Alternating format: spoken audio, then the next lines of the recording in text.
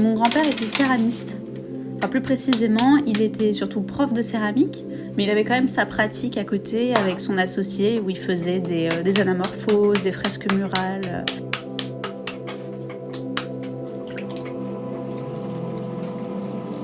Et quand j'étais petite, il m'a fait essayer sur son vieux tour à pied, en Bourgogne, dans sa maison de campagne. Alors j'étais trop petite pour atteindre la pédale du tour, donc c'est lui qui le faisait tourner pendant que j'essayais.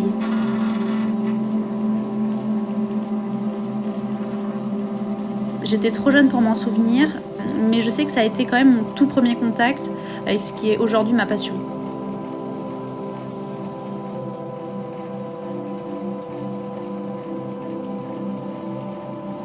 Toujours en Bourgogne, il m'a emmené voir des amis à lui. Alors je me souviens d'un couple qui travaille le bois et qui faisait des miniatures incroyables et d'une précision vraiment étonnante. Des mini-voitures de 1 cm, enfin ce genre de choses. Et je me rappelle aussi d'une dame qui, elle, fait des miniatures en céramique. J'avais trouvé ça complètement magique. Elle les tournait à la motte, donc c'est-à-dire elle faisait une motte de terre sur son tour et elle tournait tout en haut avec des outils. Et je pense que ces 2 rencontres m'ont fait une sorte de déclic. Parce qu'après ça, j'ai pas arrêté de faire plein d'animaux miniatures et de figurines, toujours plus petits les uns que les autres.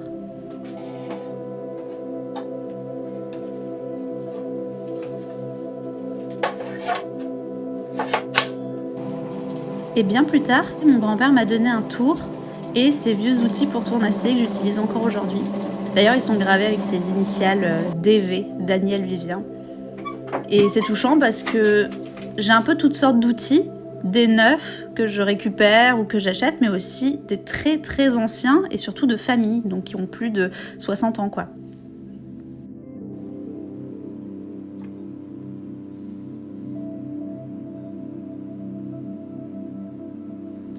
J'ai fait mon diplôme sur la notion d'échelle, donc ce qui est grand, petit, tout ça. Et c'est comme ça que j'ai développé ma pratique, entre autres, de la miniature, et cette fois appliquée à la céramique.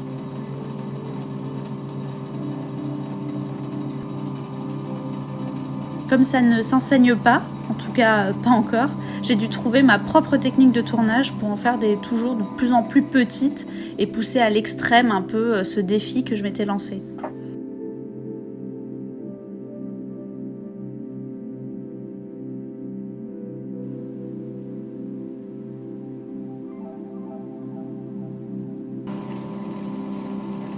J'ai su très tôt que je voulais que la miniature reste dans ma pratique professionnelle après mon diplôme. Et alors le défi, c'est que je voulais les intégrer à mes pièces utilitaires. Parce que plein de gens me disaient, alors c'est super, c'est adorable, c'est très beau, très fin, mais je sais pas quoi en faire. Je dis bah oui, vous avez raison. Donc j'ai pensé à les intégrer à des pièces qui elles sont utilisables au quotidien ou sur des vases, des pièces plus à contempler. Et après 2 ans d'essais, de recherche, je pense que j'ai enfin réussi à trouver l'équilibre et le dialogue que je voulais entre les deux.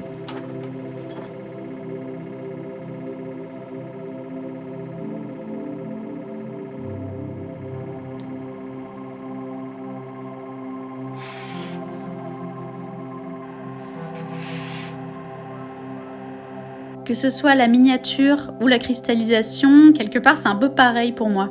J'assume d'avoir eu un grand coup de cœur pour ces 2 pratiques-là et de m'être lancée là-dedans un peu tête baissée. Alors ça a été dur pendant 2 ans, mais je trouve que ça valait le coup.